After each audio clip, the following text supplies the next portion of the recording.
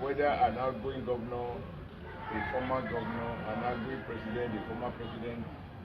People in America, you have what you call superdelegates.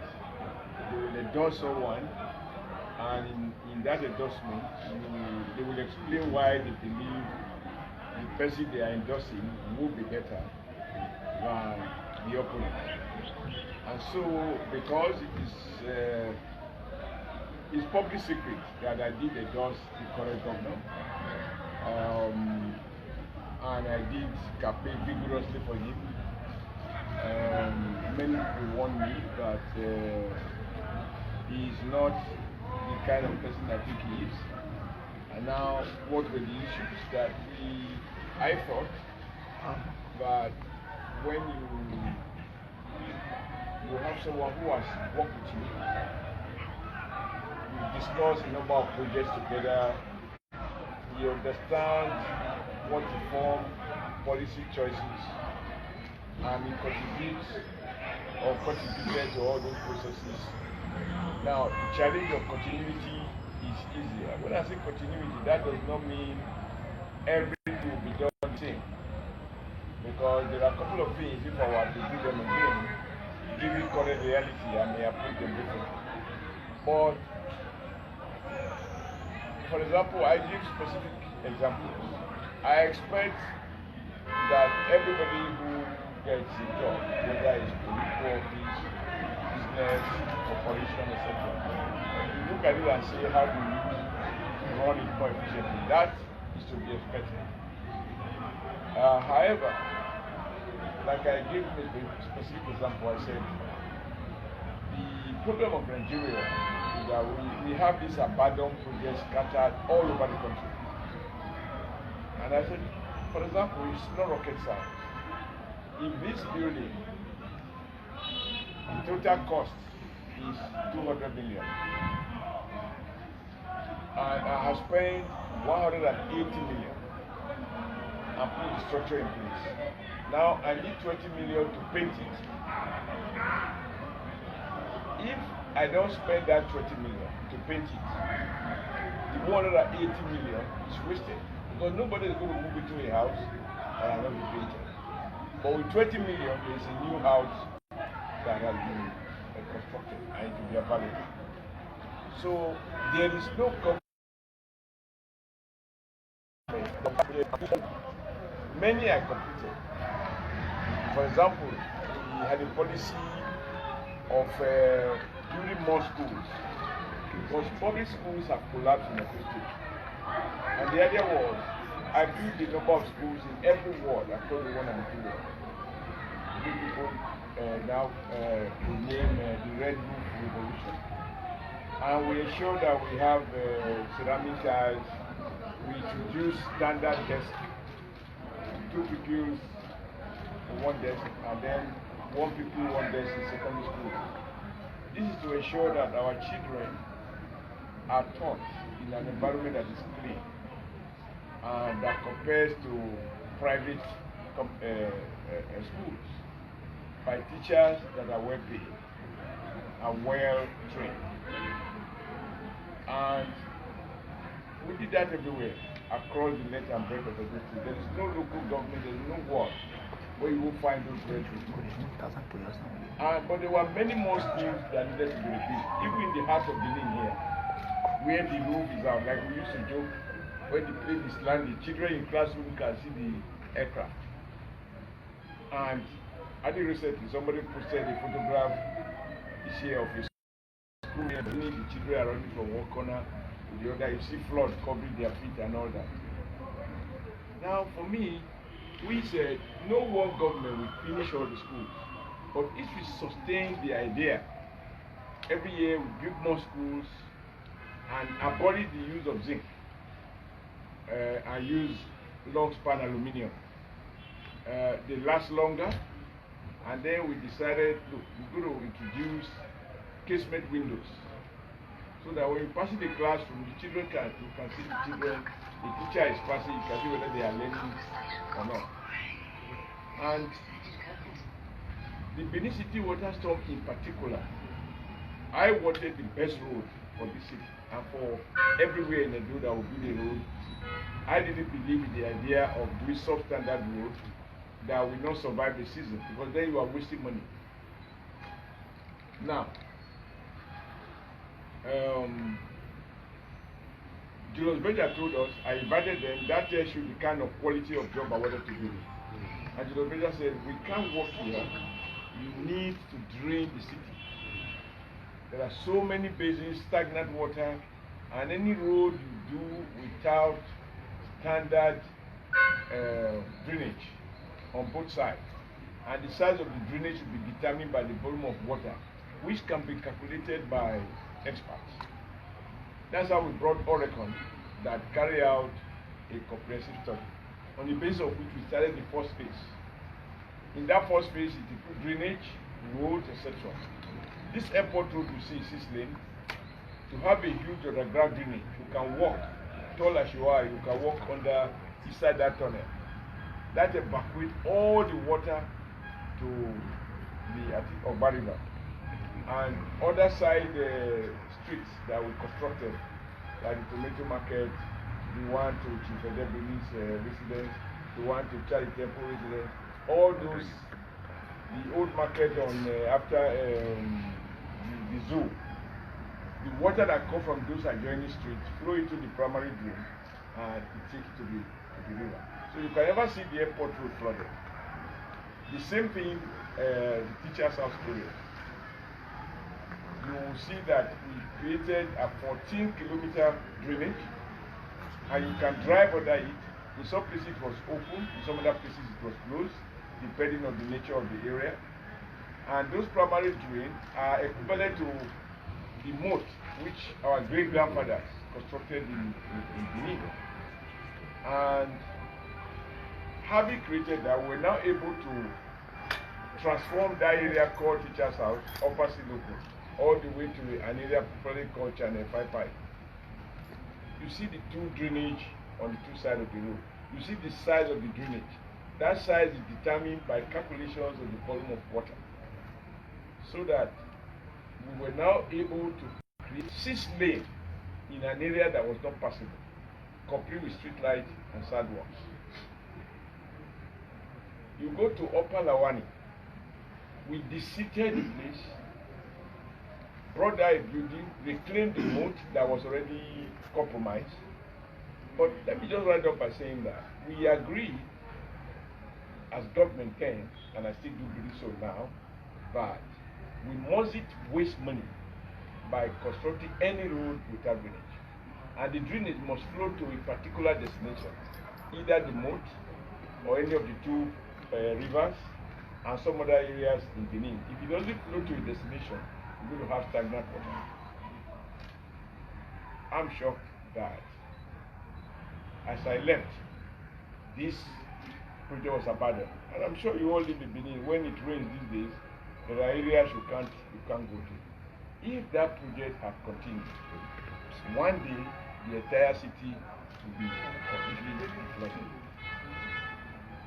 There are a couple of things like that. I mean, Ogbumudia College, formerly known as New Era. I can't believe that we complete this school. The children ask me that why should their school be different from the red roof, the watered red roof. And I promise I will make it in one of the model schools. And if you go to the place, the buildings are there.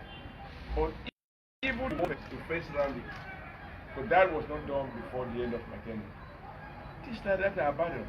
And even painful to me is that those children who moved to the classroom with modern furnitures in the classrooms, I remember they gave me a painting that day. They gave President Buhari a gift. Secondary school people, they were so happy. As we speak, they are not allowed to occupy the school. And they only use the hall for so-called consultancy services. And the children are seeing the old school. Now, these are policy issues. As a party, governments are supposed to execute projects based on the party manifesto. So when people say, why are you interfering? It's not interference. Those elected on the platform of a political party must be seen to execute the manifesto of the party. And I can go on and on and on and on. The last road I did, I remember, is the second circular. Second circular. Those who live there and those who live so far, they know that that was an abandoned area. I remember bringing the Minister of Health. He could not recognize his father's house because they had been sinking because of flooding and all that. We transformed it to dual carriage road. But I couldn't install the street lights before I left. Because the standard policy was road, sidewalk, street light. And all those are abandoned. But even the street lights that have been installed, because we carry out some studies and we find that there are businesses that thrive at night. Now, we have coronavirus now, so there is a new normal, as they say. Otherwise, in a normal day, a city that even the colonial masters considered was well planned, we agreed that we have to return nightlife. So every road that we constructed must have street lights. And I was happy sometimes when I walk out in the night, I see beer parlors, I see eateries, people who close late from work, some shops will open because it is well lit. It deals with security questions, etc., etc. And of course, beautification. A lot of people go to Dubai sometimes, they see a water fountain picture, they want to see it. We constructed a acoustic water fountain, which people were coming to imitate across the world. And those people who are in diaspora, America, Britain, and so on, they were like, no, this cannot be Benin. This must be, we'll take a picture in Dubai. I do remember it was front page in Guardian newspaper one Saturday. I just bought the paper and I saw, and everybody was like, is this Benin City? Now that is how we talk about urban renewal. And I have always made this point that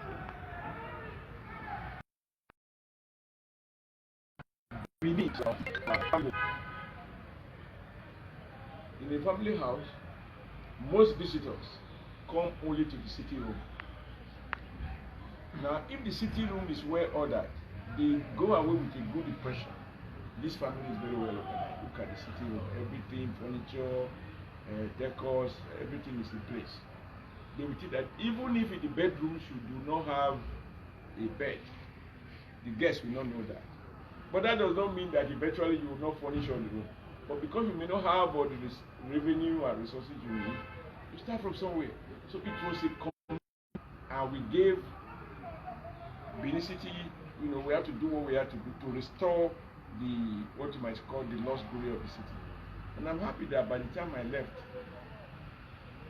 everybody, I use the word everybody, minus those who have who will not give credit for political reasons, agreeing that things were changing. Now, if these standard rules, drainage, the Benin City Water Store Master Plan was sustained, the flooding we are experiencing in some places will be less. We also realize from studies that it's not good enough to just create drainage. As the water flow every year,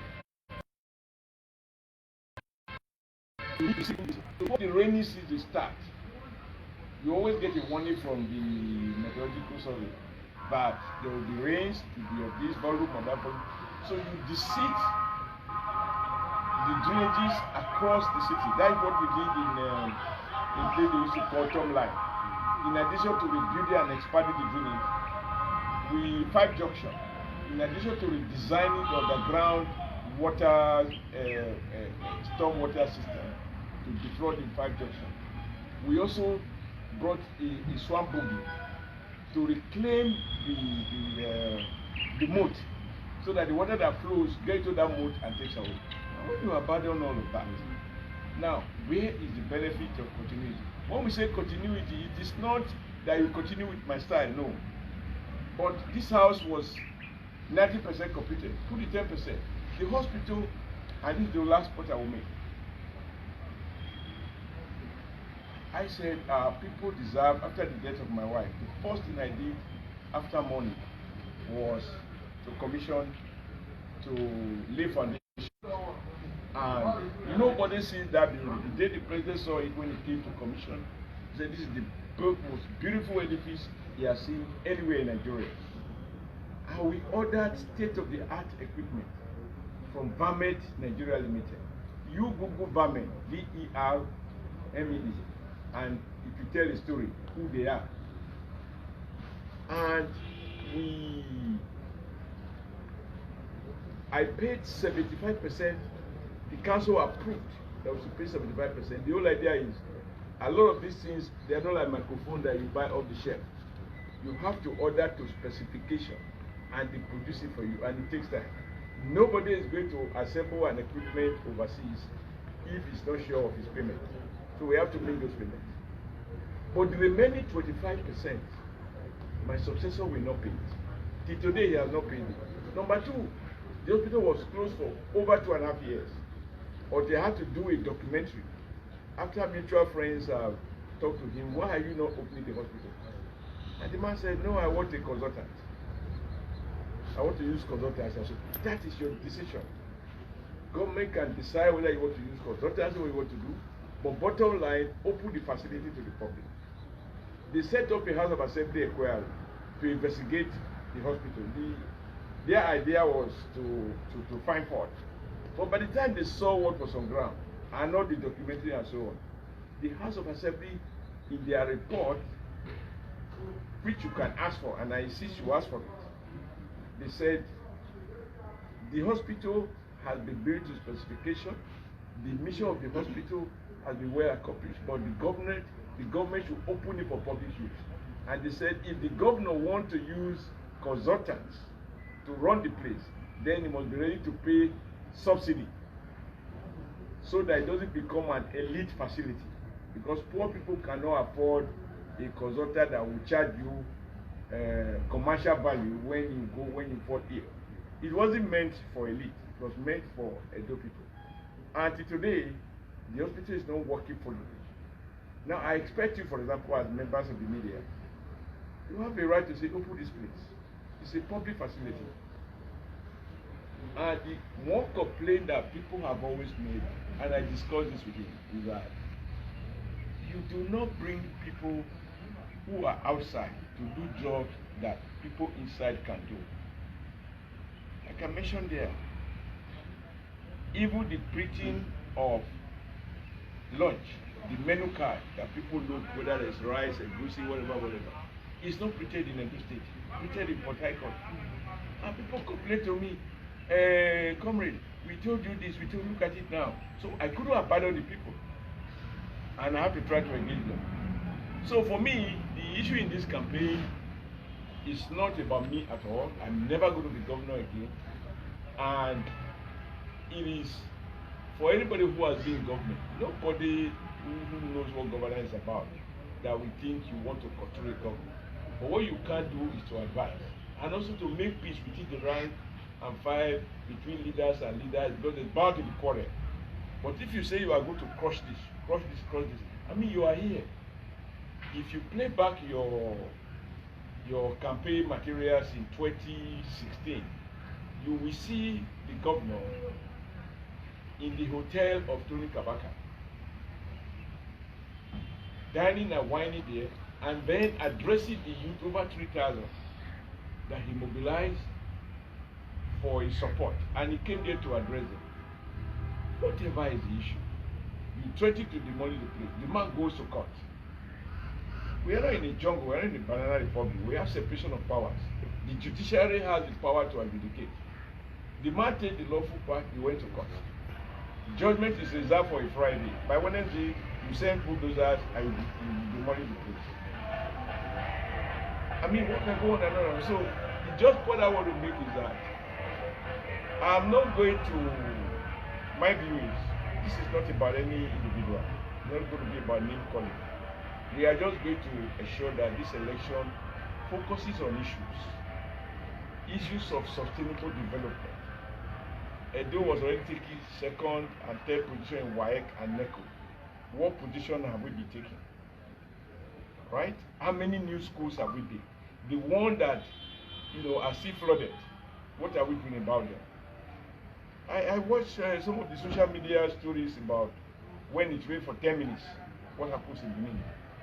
So nothing personal at all, but I had the burden. As the national chairman of the party, But even if I was a national chairman, as a loyal member of the party, I cannot take a microphone or address a press conference to denounce a governor, not only the one that I supported, but also to begin to point out what is not doing right. It will tantamount to campaigning against yourself. What I thought was reasonable to do is what we did.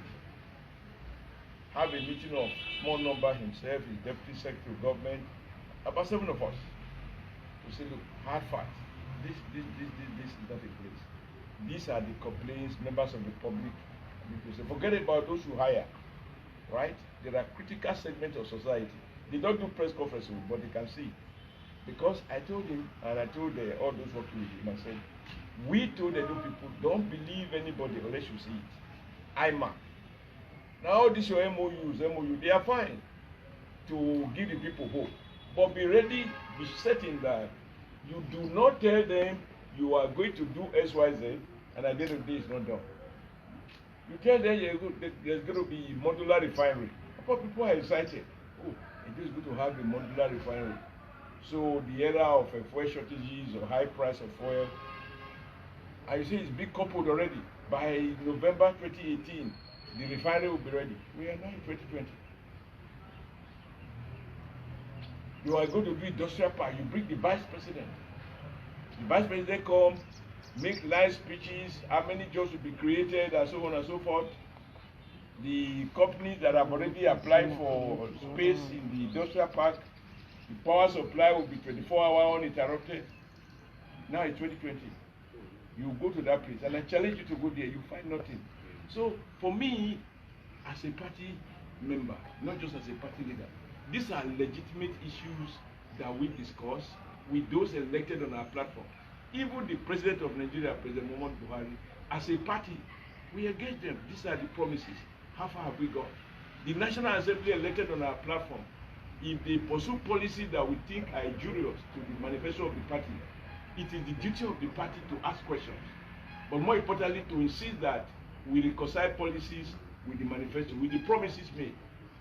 Now, anybody who now chooses to mischievously try to make it personal and say, oh, it's godfatherism, it is burden. Because the Nigerian constitution does not allow for independent candidates. So if you are elected on the party platform, you must submit to the dictate of the party policy. That is not interference. And it's about issues. And then you now malign people by saying they want money, you have no money to share, and so on. Meanwhile, check the records. The money for security, check what the average was when I was in office and what it is now. So we can go on and on and on. For me, I just want people to know that I do not have any personal vested interest other than the common good for Edo people. And having been so privileged and I enjoy the support across the 3 senatorial districts, whatever anybody say, I am on record as the only person who had won an election in all the 18 local government areas. I won all the 77 wards in Edo South, even against the Benin General who was contesting. That was the level of my acceptability. So I owe Edo people a debt of gratitude.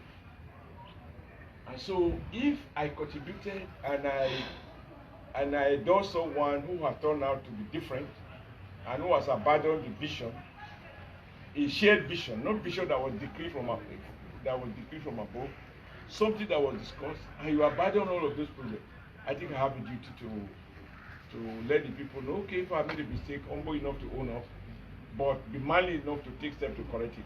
All right, so the governor of Edo State, or the government of Edo State, put in newspapers that you and Captain Musa were bringing in youths to read the election, because the major newspapers everywhere. What would be your reaction to that? I think you must have read Captain Musa's reaction. Yes. And that is the problem with the governor. You know Captain Musa, as he be associated with violence. Because what I want the media to do is not just to pitch statements. The Captain Musa you know, as he be involved into fighting. Have you seen him on television abusing anybody? How could you say that he's bringing thoughts? But you know, my problem sometimes with the media reporting is that you know the dubious scheme he created. I don't know the word for it now. Go by this one. You have 2 policemen in a car. You have 3 thugs in the same car, and they write police. The police give cover to those thugs, and those are the people who goes to detonate explosive in the secretary of the party's house, the former attorney general's place. You guys know who are between those things, who have been the victim of this violence. There are people who the governor perceived were not supporting him. So I am not going to add or subtract. Captain Osa, the gentleman that he is, has replied him. And I can only say I adopt into everything he said. And that tells you the kind of man. All I was advising you is not everybody you fight. This man is a businessman, he's not a politician. Most people who know Captain Osa knows that he has a generous spirit. He doesn't need to know you. People queue there. I always ask him, I say, Captain Osa, you are running a one-man social security. Everybody who has problems, once they hear his guitar, he comes around and he gives. He said, but I cannot abandon my people. He is not seeking votes. He's on record, he has never contested election. So why will you, because of that, try to undermine him? But as I said, Captain Osa has spoken for himself, and I have adopted his position. He's going to make wide allegations. You know my problem with the media, as I said. Who carry Edo State Waste Management Board trucks to block the road to my house? Who did? Who organized talks to do bonfire on the airport road to prevent me from coming to Edo State? Who is the governor who said, I have warned Oshiomole, if he come here without my permission, I can no longer come to my state without permission? When PDP stopped me from flying to Ekiti during Fayemi's election, you know, it was a huge embarrassment that I couldn't fly as a governor. Now in my own state, my own governor is saying, I can't even come to Edo.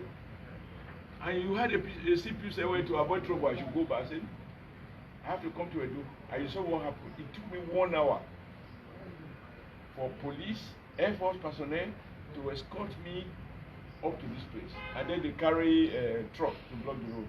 A man who has that history. I reported when they sent thugs to throw stone into this compound. You saw the visuals when they took Okada, about 200-300 Okadas, led by the deputy governor, to come and harass me in my own village, in my community. So my problem is, when I watch televisions, cable news like CNN, BBC, etc., you will see them say, this is what President X has said. However, last time, this is what the Democrats complained of, and these are the visuals. You play back those Okada, those dogs that went to my village, and see who was leading them. You have those visuals. You have them in Channel. You have them in AIT. You have them in NTA. So who has had a history of violence? In my election, is on public record. Was any one person shot? In 2012? So when have I become I'm not a candidate. I'm not a candidate, but I'm a Edo citizen. And they say to whom much is given, much is expected. Edo has given me so much. From zero, they made me governor. Without money, we overthrow PDP, which people thought was impossible. If they done that for me, for life, I am committed to the Edo project. That's all. But I will do so peacefully and transparently. I don't need to rig elections.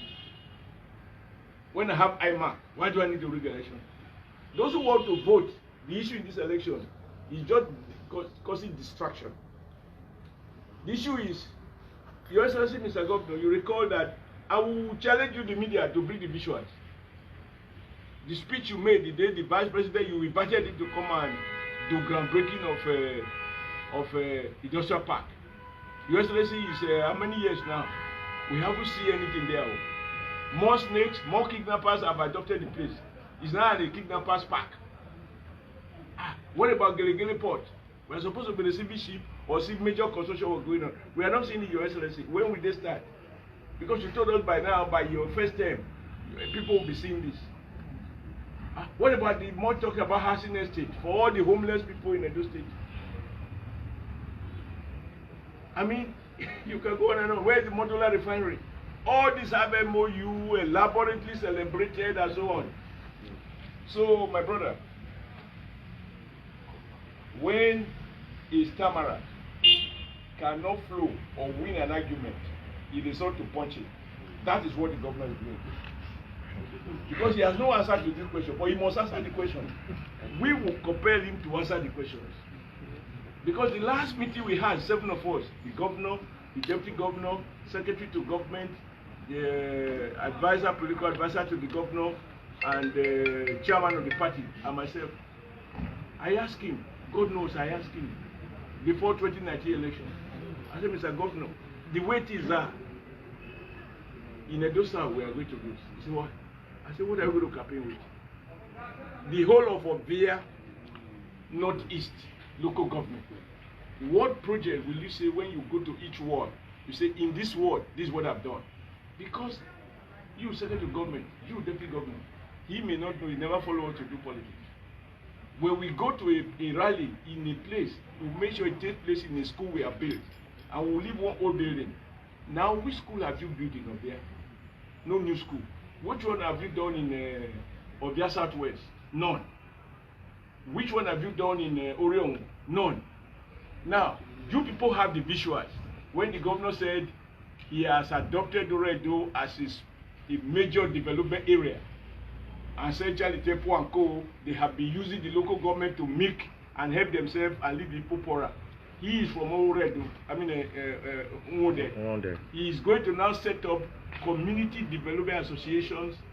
He's going to set up development committees that are not made up of politicians. Because according to him, politicians are about that develop Oredo. It's now going to be 4 years, unless something happens and Christmas is postponed. He will be 4 years in. It's already more than 3 years and 9 months.